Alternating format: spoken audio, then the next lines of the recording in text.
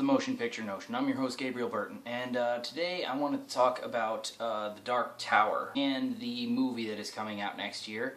I have already done a video on this, but in this particular video, I wanted to get a little bit more in depth on like what my concerns were. Alright, so the Dark Tower series, written by Stephen King, it's sort of like this really dark, epic fantasy. I'm a huge fan of the series. I'm a huge fan of Stephen King, and there is so much that happens in the books that ties in with other books, like It, Salem's Lot, The Stand, and Low Men in Yellow Coats. Stephen King pretty much encapsulates like everything else that he's written in this series of books, okay? It's 7 books, 8 if you count Wind Through the Keyhole, which is really sort of kind of takes place like dead smack in the middle of the story, but he wrote it 10 years later. So in the first book, The Gunslinger, it starts out like your generic Western. The man in black fled across the desert and the gunslinger followed. Even like the Marvel comics and all the expanded universe stuff that they've done about the Dark Tower portrays Roland as a white guy.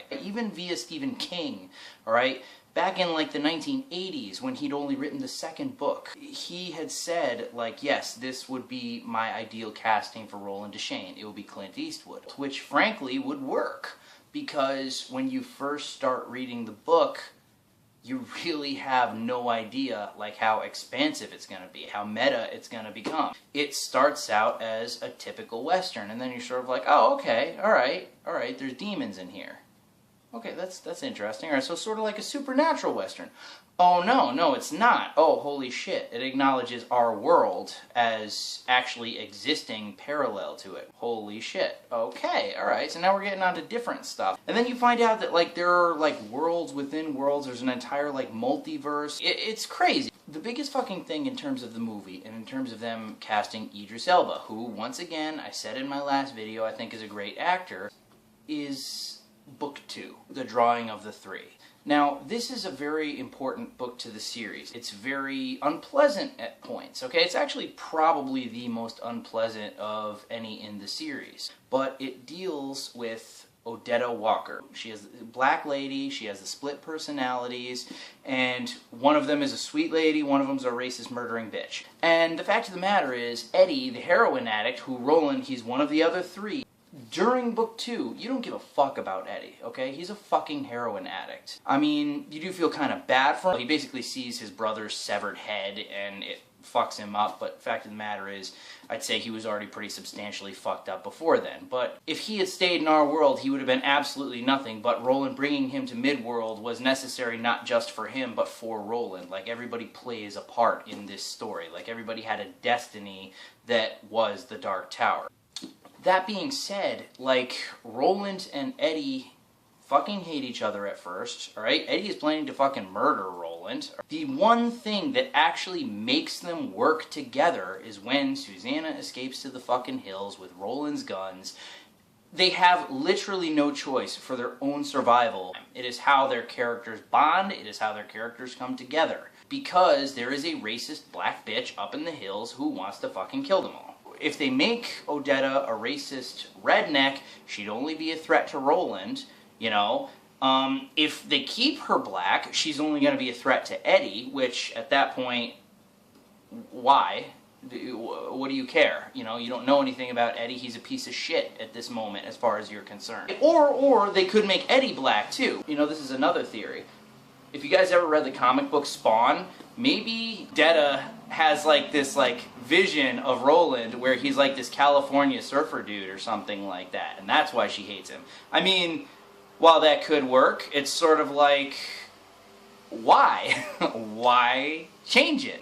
It's just such like a pivotal part of this book. That is this book. And even the third door, okay? Pusher. It's the fucking guy that pushed her in front of the train and made her lose her legs. This book is mostly about Odetta / Susanna, who she later becomes in the series when her 2 personalities merge. The thing is, and as I alluded to in my last video, but going more in depth, they have to call on her again to do some dirty work. there is this boy from the first book. His name is Jake Chambers, alright? And he has come from our world. He died in our world, and he came to Midworld, which is the land where the Gunslinger comes from. And the entire first book is mainly just Roland and Jake. Roland completely betrays Jake. He lets him fall to his death. Second time he dies, lets him fall to his death so that he can have his final palaver with the Man in Black. Which is the first thing that really, like, just defines Roland's character, okay? He's obsessed. He's Captain Ahab. He's obsessed with getting to the Dark Tower. He cares who he hurts getting there. It bothers him. He carries it with him. But at the end of the day, the Dark Tower is his priority. And if you're going to get in his way, then you can basically go fuck yourself. So in book 3, okay, Jake Chambers is in our world. And he's living past the day that he was supposed to die. But he has a memory of everything that happened. It's like he's living 2 realities at one time. And he's going to school remembering his death, remembering his experience in Midworld, and it's torturing him. It's a miserable existence. Now, meanwhile, alright, Eddie, who is now a gunslinger in book 3, The Wastelands, actually my personal favorite of the series, he created a key made of wood. He didn't even know what it did. It was just something that, like, his gunslinger instinct was telling him to do. And they create a fucking door, like, in this area that is dominated by a demon. It's like, I want to have sex with you, demon. It's like, I'm going to have sex with you, demon, whether you like it or not. Now, this is the point where this is Susanna, okay? She is in love with Eddie. Her and Eddie are a thing. But those 2 original personalities that she had, Detta and Odetta, she still has them. And Detta, the psychotic, racist asshole, she calls on her again, basically to fuck the demon and distract it, while Roland and Eddie pull Jake through the door from our world, okay? Because Jake is also being attacked by, like, a house that is literally coming to life and trying to kill him. So this is very important, and it's like they needed her fucked up being to do such an act. In the original book, in The Gunslinger, alright, Roland has a similar experience where he comes to a circle that is run by, you know, a demon who takes on a feminine form, and he has sex with the demon. Well, you come to find out in book 6, The Song of Susanna, that the same demon that Roland fucked in the first book basically changed sexes and also had sex with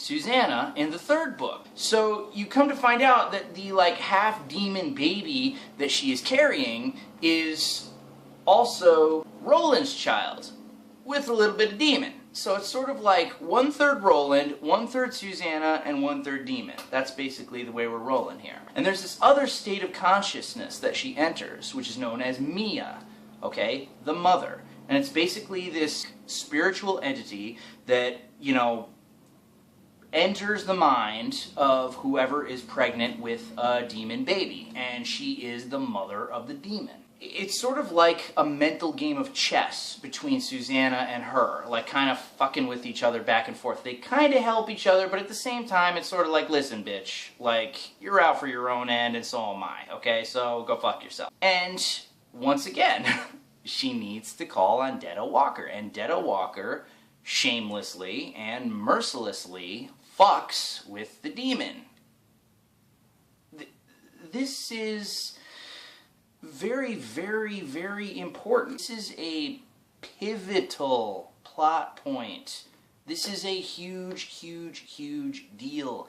And yes, casting a black man as the gunslinger changes this drastically. Just why? Like, why, Hollywood? Why? It's not even a matter of, like, PC, because you could have just had Susanna be who she was supposed to be. A black woman with 2 different personalities. In fact, I even thought of an actress who could probably fucking pull it off. She was in The Chronicles of Riddick, okay? She was in Crash. She's a British actress, and she's fucking brilliant. Now, you take away a golden opportunity for someone like that, and you hand it to Idris Elba. Yes, it is a matter of physicality. It's not a matter of his acting talent. That's like casting fucking Jamie Kennedy. Like, I'm talking like Jamie Kennedy from Scream, like in 1996 when he was a skinny, really nerdy dude, to play Arnold Schwarzenegger in a Commando remake. Hey, you know something? Maybe he could pull it off acting-wise. Maybe he has the chops for something like that. But the fact of the matter is, a skinny-ass fucking dude holding this motherfucking huge gun, okay, picking a dude up by his fucking throat and then fucking dropping him off a cliff. Yeah, guess what? That doesn't work. It doesn't work because he's not physically built for the role. And that, frankly, is what we are dealing with here, okay? And this is my more explicit statement about, like, what the fuck is going on with this movie and what really agitates me and what I think will really not work. That and the fact that even according to Stephen King, they're not even going to start from the beginning. They're literally going to start it through halfway through the story. I'm not about it. I'm not about it. I'll go see it. Maybe it'll be good. I'm not about it. But even if it is good, I can almost guarantee that compared to the books, it will suck. Because the books are awesome. And that's my opinion. And that's all she wrote.